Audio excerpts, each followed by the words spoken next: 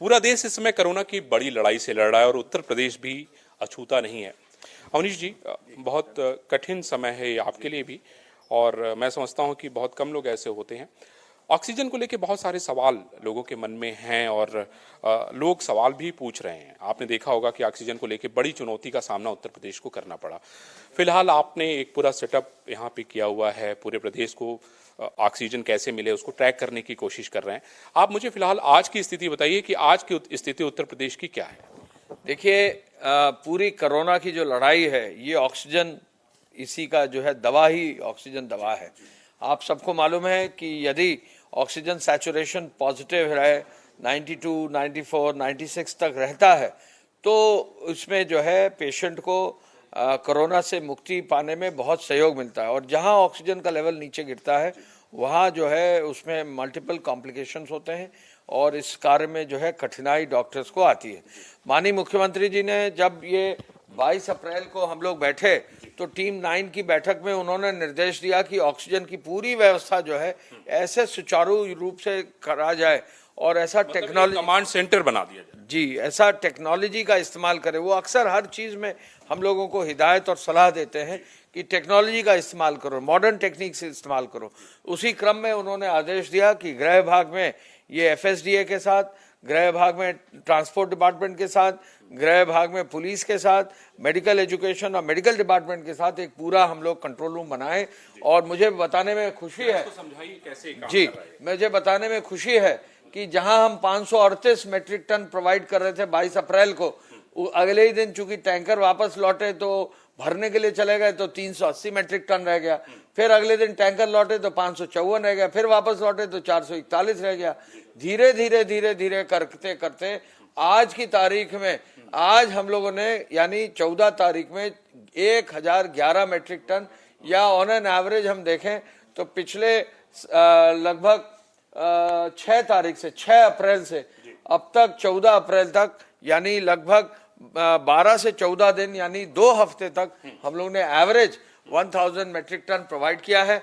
ये जो 1000 metric ton है ये हमने जो ग्रीन आप देख रहे हैं ये रोड से टैंकर से दिया है, जो आप ब्लू देख रहे हैं ये ट्रेन से दिया है। हमको रेलवे का, रेल मंत्रालय का, भारत सरकार के रेल माननीय मंत्री जी का और पूरे रेल के अधिकारियों का भरपूर सहयोग मिला है जब ये संभव हुआ है। आप देखें जैसी रेल से हमारी सप्लाई बढ़ने लग गई वैसे ही हम लोग ने 1000 मेट्रिक टन क्रॉस किया है। आज 21 ट्रेनें लखनऊ और बोकारो के बीच में चल चुकी हैं। जो कंटेनर वाली ट्रेनें हैं 7 ट्रेनें हमारी जो है 8 ट्रेनें हमारी चल चुकी हैं। अब तक हम लखनऊ ला चुके हैं ट्रेन से, हम कानपुर ला चुके हैं, मुरादाबाद बरेली ला चुके हैं, हम जो है वाराणसी ला चुके हैं और आज ही इस समय 12 बजे के बाद गोरखपुर में भी जो है हमारी ट्रेन पहुंची है और गोरखपुर में भी जो है हम लोगों ने बहुत तेजी से ऑक्सीजन की सप्लाई की है। आज शाम तक या कल सुबह तक हम मुरादाबाद भी भेजेंगे और आने वाले समय में हम आगरा और मेरठ भी ट्रेन से ईस्टर्न इंडिया से भेजेंगे। हम पूरे ईस्टर्न इंडिया से जो है ऑक्सीजन जहां जहां अवेलेबल है उसको उठा रहे हैं और साथ ही साथ वेस्टर्न यूपी के लिए नोएडा, गाजियाबाद और मेरठ के लिए हम जामनगर से उठा रहे हैं जहां से हम पूरा ऑक्सीजन ले जा रहे हैं। इसमें जो टैंकर्स की जो अगर हम व्यवस्था देखें, हमने जब शुरू किया था 60 टैंकर मात्र थे, उनकी 700-800 मेट्रिक टन की कैपेसिटी थी। आज हमने प्रदेश में ऑक्सीजन, नाइट्रोजन, आर्गन के सब टैंकर्स का इस्तेमाल किया, 1200 मेट्रिक टन की कैपेसिटी है। अगर हम सामान्य रूप से सड़क मार्ग से लाते तो कम से कम 2 दिन लगता, तो हम 600 मेट्रिक टन से ज्यादा फीड नहीं कर सकते। आप ओरिजिनल नक्शा दिखाइए, अगर नक्शा दिखाइए मेन, देखिए अब जब हमने ट्रेन से पहुंचाया, रोड से पहुंचाया और आप देखेंगे एयरफोर्स के जहाज से भी खाली टैंकर जहां भेजे, आगरा से 32 बार जहाज भेजा गया, लखनऊ से 20 बार भेजा गया। तो ऐसे में जहाज से टैंकर एक तरफ भेजना, ट्रेन से टैंकर दूसरी तरफ लाना, तो ये सुझाव जो आया था सभी हमारे वरिष्ठ लोगों का, इसका इस्तेमाल हुआ है जो हम लोग इस काम को सुनिश्चित किया है। अगर आप हमारे साथ आए तो हमारा कंट्रोल रूम और हमारे सभी अधिकारी यहाँ हैं। ये देखिए हमारा ऑक्सी ट्रैकर सिस्टम, ये जो ऑक्सी ट्रैकर सिस्टम है ये पहला सिस्टम है प्रदेश में। आपने अभी देखा ये ग्रीन टैंकर पर हमने लगाया है। ग्रीन मतलब भरा हुआ है, ट्रांजिट फील्ड है, गाड़ी नंबर है, आगरा जाएगी गाड़ी। Expected time of arrival 5.39। Track कर रहे हैं कि अभी वो कहाँ पहुंची है। सुबह ये 5 बजे पहुंच जाएगी। आज की तारीख में जो है ये आगे बढ़ रही है। ओनर का नंबर, ड्राइवर का नंबर, और ये कहाँ से आ रही है, जमशेदपुर से आ रही है। तो ये सब चीजें जो है हमारे सामने हैं, और इस तरह से शाम को 5 बजे, 5:39 पर आज पहुंच रही है। तो ये एक सिस्टम है। पहुंचेगी आगरा, आगरा पहुंचेगी। और अगर इसको बीच बीच में ट्रैक भी कर रहे हैं। हाँ, अगर किसी ग्रे पर क्लिक करिए, ग्रे वाला क्लिक करिए। अब ये देखिए, ये जो है चारबाग स्टेशन पर अभी हमारी जो है टैंकर अभी खाली है। अभी ट्रेन जो आ रही है उससे फिल करने की व्यवस्था कर रहा है। तो ये देखें आप कि हम ईस्टर्न इंडिया से ऑक्सीजन ले रहे हैं, झारखंड से, बंगाल से और उड़ीसा से, और हम यहाँ जामनगर से भी जो है, गुजरात से, राजकोट से हम टैंकर ले रहे हैं। तो जहाँ से हमें ऑक्सीजन मिल रही है उस ऑक्सीजन को हम ले रहे हैं। और ये बहुत बड़ी चीज है कि हमारे प्रदेश में जहाँ कई जगहों से कभी ऑक्सीजन नहीं आई है, पहली बार हम लोग ने ऑक्सीजन की व्यवस्था ली है। इस पूरी प्लानिंग के पीछे जी अगर हम देखें जी, तो इस पूरी प्लानिंग में ये कमांड सेंटर है, आप देख सकते हैं। ये पूरा कमांड सेंटर है जो कि 24 घंटे काम कर रहा है। आप देख रहे हैं यहाँ पे आपको। हाँ जी, रेलवे का नेटवर्क पहले मैप किया है जी, रेलवे का नेटवर्क पूरा मैप किया है। फिर हमने जो है हमारा डिमांड सेंटर जो है जी, उनको मैप किया है कि कहाँ पे कितनी डिमांड है। बनारस में 26 मीट्रिक टन, आजमगढ़ में 13 मीट्रिक टन, प्रयागराज में 36, अंबेडकर में 4.5, बस्ती में इतना। इस तरह से हमने डिमांड मैच किया है। हमारी सप्लाई कहाँ से होगी जी, तो ये पूरा साइंटिफिक स्टडी करके एक पूरा ट्रैकर सिस्टम लगा के इसको किया है। आप देखें, हम बोकारो से उठा रहे हैं, दुर्गापुर से उठा रहे हैं, बरजोरा से उठा रहे हैं, बनपुर से उठा रहे हैं, हल्दिया से उठा रहे हैं, जामनगर से उठा रहे हैं। और ये जो हमारे पूरे जिन जगहों पर हम ले जा रहे हैं वो पूरा हमने डिटेल आपके सामने दिया है। ये सारी डिटेलिंग अवनीश जी है। ये मतलब आपने कहाँ से उठा रहे हैं और कहाँ लेके जा रहे हैं, ये पूरी डिटेलिंग आपके कंट्रोल रूम के साथ ये काम आपका 24 घंटे चल रहा है। जो है रॉडिक सॉफ्टवेयर के हमारे मिस्टर मनीष त्यागी जी हैं और इनकी पूरी टीम है, जिसने इन्होंने बिल्कुल निःशुल्क बनाया है। आप लोग जो है इसको, इस पूरे कार्य को बड़े जो सिस्टम्स फेडरल एक्सप्रेस जैसे सिस्टम के लिए बना रहे हैं, तो आपने स्वयं हमको अप्रोच किया कि हम ये प्रदेश के लिए करना चाहते हैं, देश के लिए काम करना चाहते हैं। मनीष जी ने विदिन 24 आवर्स हमारा ऑक्सीजन ट्रैकर का पहला जो मॉडल था 800 मीट्रिक टन का, उसको बनाया। और अब हमने ऑक्सी ट्रैकर 1000 का जो है प्लान बना रखा है। और आगे हमारी सोच ये है कि इस ट्रैकर सिस्टम को हम परमानेंट कर दें, जिससे एफएसडीए के पास ट्रैकिंग सिस्टम के माध्यम से इफेक्टिव भविष्य में भी कभी तीसरा जो चरण आए तो उसमें इस तरह की आपको कठिनाइयों का सामना या प्रदेशवासियों को कठिनाइयों का सामना करना ना। और चूंकि हम लोग गृह विभाग में है, तो आज एक सुझाव मुख्यमंत्री जी के सामने हम लोग ने दिया है कि क्यों ना हम थाने की और क्यों ना हम सीओज की भी मोबाइल में जीपीएस लगाकर हम मोबाइल पेट्रोलिंग को भी जो है क्यों ना इस तरह से ट्रैकिंग सिस्टम के लिए इस्तेमाल करें। कहाँ पे है ये पता रहे जी। तो ये मॉडर्न टेक्नोलॉजी का इस्तेमाल हर क्षण मुख्यमंत्री जी का एक व्यू रहता है कि टेक्नोलॉजी का हम लोग इस्तेमाल करें। हर जगह जहां भी सक्सेस स्टेट को मिली है, टेक्नोलॉजी का बहुत व्यापक इस्तेमाल हुआ है। ये जो कार्य हुआ है ये बहुत तेजी से इसको आगे बढ़ाया जा रहा है। सर, मैं एक चीज ये पूछना चाह रहा हूँ कि ये कैसे, जैसे जिलों से आपके पास डिमांड आ रही होगी और उस हिसाब से आप डिमांड को पूरी कर रहे होंगे, तो वो कैसे, मतलब हर शाम को आ जाती है या कैसे करते हैं? देखिए, जिले की जो डिमांड हमारे पास जैसे है, एवरेज डिमांड हमने बना ली है। एक बार जब हमने एवरेज डिमांड बना ली है, अच्छा, तो उतना हमको सप्लाई करना ही करना। थोड़ा कम बेसी हो सकता है, मतलब उसमें बहुत ज्यादा फर्क नहीं पड़ता। कई बार होता यह है कि टैंकर खराब हो गया, कई बार ये होता है कि टैंकर में कभी कभी एक्सीडेंट हो जाते हैं, कई बार ऐसा भी होता है कि जो है टैंकर के जो है ड्राइवर सो गया और रास्ते में जो है देर हो गई। तो इस तरह की चीजों को समाधान करने के लिए हम लोग मॉनिटर करते हैं। कभी अगर टैंकर खराब हो गया तो रिप्लेसमेंट में टैंकर देते हैं, कुछ स्पेयर में टैंकर रखते हैं, और कभी कभी ये भी सुनिश्चित करते हैं कि बगल के जनपद से फिलहाल पूर्ति करके वहाँ दूरी जो है उसको जल्दी से जल्दी पहुंचाएं। मतलब आपको संज्ञान में डाल दें, पूरे देश में जगह जगह पर ऑक्सीजन की कमी हुई, कई अस्पतालों में जो है कठिनाई भी आई और कई अस्पतालों में दुखद घटनाएं हुई। हमारे प्रदेश में ऑक्सीजन को लेकर कहीं भी कोई दिक्कत नहीं हुई है। और हम दूसरी ओर ये भी बहुत क्लियर कहने जा रहे हैं कि गृह विभाग के माध्यम से, पुलिस के माध्यम से मुख्यमंत्री जी ने आज आदेश दिया है कहीं भी ऑक्सीजन की ब्लैक मार्केटिंग ना हो, कहीं हॉस्पिटल्स में ओवरचार्जिंग ना हो, कहीं भी दवाओं की भी ब्लैक मार्केटिंग ना हो।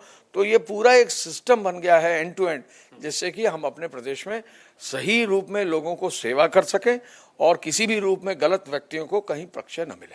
अवनीश जी, एक और बड़ा सवाल हो रहा है, जैसे कोई आदमी ऑक्सीजन लेना चाहता है तो ऑक्सीजन तो उसको मिल रही है, लेकिन सिलेंडर को लेके बहुत सारे लोगों के मन में सवाल है। क्या आपके पास इससे संबंधित भी कोई जवाब है या आप लोगों ने इसके लिए भी कोई प्रिपरेशन किया है? देखिए, होम आइसोलेशन के लिए हम लोग ने पूरा एक सिस्टम लागू कर दिया। हर जनपद में एक या एक से अधिक डिस्ट्रीब्यूशन पॉइंट्स हैं। हम तो अपील करना चाहेंगे, जिनके घर में परिवार में पेशेंट्स ठीक हो गए हैं, अगर ऑक्सीजन सिलेंडर है उसको सरेंडर कर दें। अपने रेजिडेंट वेलफेयर एसोसिएशन माध्यम से मोहल्ले में किसी को जरूरत है दें, क्योंकि ऑक्सीजन सिलेंडर तो एक निर्धारित संख्या ही रहती है। एकदम से ऑक्सीजन सिलेंडर का मैन्युफैक्चरिंग तो नहीं हो सकता है। तो हम तो अपील आपके माध्यम से करना चाहेंगे कि किसी की भी सहायता इस कोरोना काल में कोई कर सकता है, चाहे वो एक खाली ऑक्सीजन सिलेंडर ही देकर क्यों ना करे, उसको करना चाहिए। हमारे पास आज की तारीख में ऑक्सीजन ऑन डिमांड है, कहीं भी मतलब आप जितना चाहिए ऑक्सीजन ले सकते हैं, ऑक्सीजन की दिक्कत नहीं। अगर सिलेंडर खाली लेकर कोई जाएगा तो उसको भरवाया जा सकता है, लेकिन डॉक्टर का एक प्रमाण पत्र जरूर होना चाहिए कि जिस पेशेंट के लिए ले जा रहा है उसको ऑक्सीजन की जरूरत है, उसका आधार कार्ड भी होना चाहिए। ये आपने ब्लैक मार्केटिंग को लेके एक बड़ी बात कही कि भाई कहीं भी सरकार चाहती कि ब्लैक मार्केटिंग ना हो। आने वाले दिनों में सर हम लोगों ने रेमडेसिविर को लेके देखा, बहुत सारे लोगों को आपने पकड़ा, तकरीबन 146 लोग इसमें पकड़े गए, है ना, और बहुत सारी जो जीवन रक्षक हैं वो दवाइयां बरामद हुई। अभी आपका सिस्टम कैसे काम कर रहा है? अगर किसी को रेमडेसिविर चाहिए या जीवन रक्षक दवाइयां चाहिए, उसको लेके आप लोग कैसे काम कर रहे हैं? देखिए, इसमें हेल्थ डिपार्टमेंट ने एक सिस्टम बना दिया है। प्रदेश को जो रेमडेसिविर अलॉट होता है, हर जिले के सीएमओ और डीएम के अधीन एक व्यवस्था बनाई है। वो अलग अलग अस्पतालों को, मेडिकल कॉलेजेस को अलॉट करते हैं। तो अब पर्याप्त संख्या में रेमडेसिविर उपलब्ध हो रही है। मेरे पास अभी तक पिछले 2-4 दिन में बहुत ज़्यादा कहीं कठिनाई नहीं दिखाई दी है, और रेमडेसिविर का जो वितरण है वो इस प्रकार किया जा रहा है संख्या में कि जहां जरूरत है वहां दी जाए। फिलहाल किसी भी पेशेंट को अगर रेमडेसिविर की आवश्यकता है तो उनके तीमारजन जो है अपने अस्पताल, जहां पर भी वो भर्ती कर रखा कोविड केयर सेंटर में, वहां रिक्वेस्ट करें, वो अस्पताल स्वयं ही उनको रेमडेसिविर प्रोवाइड फॉर करेगा। जो प्राइवेट हॉस्पिटल्स हैं, जैसे पहले ये हो रहा था कि भाई प्राइवेट से आप खरीद लें, उसमें ये सारी दिक्कतें आई। तो प्राइवेट हॉस्पिटल्स को भी हेल्थ डिपार्टमेंट ने व्यवस्था बना दी है। एक सेंट्रल पूल से प्राइवेट हॉस्पिटल्स को भी रेमडेसिविर मिल रही है, और एक जो दूसरी दवा है टॉक्सिजुमैब, वो जो है कमिश्नर और एडिशनल डायरेक्टर हेल्थ हैं, उनकी एक कमेटी बना रखी है, क्योंकि टॉक्सिजुमैब कम मात्रा में यूज होती है। तो जहां भी टॉक्सिजुमैब की रिकमेंडेशन किसी अस्पताल से जाती है तो इंडिविजुअल पर्सन को टॉक्सिजुमैब जो है मंडली समिति अलॉट करती है। तो सर इसके लिए भी आप लोगों ने, मतलब आपके हेल्थ डिपार्टमेंट ने कोई कंट्रोल रूम बना के रखा हुआ है? जी, हेल्थ डिपार्टमेंट ने तो कंट्रोल रूम केवल अपने मुख्यालय पे नहीं, जो हर जिले का इंटीग्रेटेड कमांड कंट्रोल सेंटर, जो मुख्यमंत्री जी का पहला निर्देश था कि हम टेक्नोलॉजी का इस्तेमाल करके, फोन लाइंस का इस्तेमाल करके सभी अधिकारियों को एक साथ बैठा के इंटीग्रेटेड कमांड कंट्रोल सेंटर बनाएंगे, जहां हेल्थ डिपार्टमेंट भी हो, जहां पूरा एडमिनिस्ट्रेशन हो, पुलिस हो, जहां पर जो है नगर निगम के भी अधिकारी हो, अर्बन एरियाज के भी लोग हो, रूरल एरियाज के भी लोग हो, विकास के भी अधिकारी, सीडीओ और सभी हो। तो ये इंटीग्रेटेड कमांड कंट्रोल सेंटर, मतलब हम ये अब कह सकते हैं अवनीश जी की ऑक्सीजन की न कोई दिक्कत है, न रेमडेसिविर की कोई दिक्कत है, न ही जीवन रक्षक किसी ऐसी दवा की कोई आवश्यकता है फिलहाल प्रदेश में। तो किसी को चिंता करने की आवश्यकता अब नहीं है शायद। देखिए, ऑक्सीजन के बारे में चूंकि ये प्रभार हम लोगों का है, मैं निश्चित रूप से कह सकता हूं कि ऑक्सीजन की कोई कमी नहीं है, लेकिन प्रदेश सरकार की ओर से जरूर कह सकता हूं कि दवा के वितरण में इक्विटेबल डिस्ट्रीब्यूशन किया जा रहा है।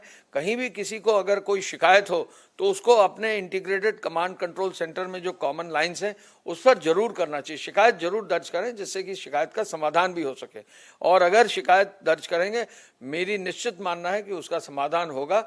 इंटीग्रेटेड कमांड कंट्रोल सेंटर में एक कमिटी भी अब बना दी गई है ग्रीवेंसेस के लिए, तो वो भी जो है अब आगे कार्य कर रही है और उसमें भी काफी सुधार हो रहा है। आपने देखा है उत्तर प्रदेश में ड्रास्टिक रिडक्शन कोरोना के केसेस में आ गया है। जो मैक्सिमम पीक था उसका अब आधे से कम हो गया है। उत्तर प्रदेश में अर्बन एरियाज में धीरे धीरे क्या काफी तेजी से कम हो रहा है। ग्रामीण क्षेत्र पे में मुख्यमंत्री जी ने आदेश दिया कि एक पूरा कैंपेन 5 तारीख से चलाया जाए, घर घर आइडेंटिफिकेशन हो। 3 करोड़ से अधिक घरों में जो है टीम्स जाकर आइडेंटिफिकेशन कर चुकी हैं। डॉक्टर्स की जो रूरल रैपिड टीम्स हैं, जो रैपिड सर्वे की टीम्स हैं, वो डॉक्टर्स की टीम भी लगभग 2 से 2,500 जा चुकी हैं ग्रामीण क्षेत्र में। ग्रामीण क्षेत्र में कई लाख ऐसे लोग जो सस्पेक्ट थे, उनको जो है चेक करके, टेस्ट करके उनको मेडिसिन भी दी जा रही है। जहां जरूरत है ग्रामीण क्षेत्र में CHCs और PHCs भी, मुख्यमंत्री जी ने हर जनपद में CHC PHC को भी ऑक्सीजन युक्त करने का निर्देश दिया है। हम ऑक्सीजन खुद प्रोड्यूस भी करेंगे अपने प्रदेश में। आज की तारीख में लगभग 100 मेट्रिक टन तक हो रहा है, लेकिन ऑक्सीजन कॉन्सेंट्रेटर्स के माध्यम से, PSA प्लांट्स के माध्यम से, PM केयर फंड का इस्तेमाल करके, स्टेट के फंड से इस्तेमाल करके, CSR के माध्यम से, शुगर मिल्स के CSR के माध्यम से, हर प्रकार से जहां भी संभव होगा ये प्लांट्स ऑक्सीजन के लगाकर प्रदेश में छोटे छोटे हॉस्पिटल्स को आत्मनिर्भर करके ऑक्सीजन में, और बड़े हॉस्पिटल्स में अच्छी स्टोरेज की व्यवस्था देते हुए आगे भविष्य के लिए उनको सिक्योर करेंगे, जिससे कभी भी ऑक्सीजन की डिमांड में कहीं कोई कठिनाई ना आए। चलिए, बहुत अच्छी बात कही है। मैं समझता हूं कि देश तो कोरोना से बहुत तेजी के साथ रिकवर कर ही रहा है, लेकिन प्रदेश के लोगों को भी अब चिंता करने की आवश्यकता नहीं है, क्योंकि सरकार बहुत सारे ऐसे उपाय कर रही है जिससे लोगों की जिंदगी में एक बार फिर से खुशहाली लौटे। आप देखिए, एक बार और फिर से कुछ स्ट्रक्चर के जरिए समझाना चाहते हैं। देखिए, एक मुख्यमंत्री जी ने आदेश किया कि टेक्नोलॉजी और टेक्निकल इंस्टीट्यूशंस का इस्तेमाल किया जाए ऑक्सीजन ऑडिट के लिए।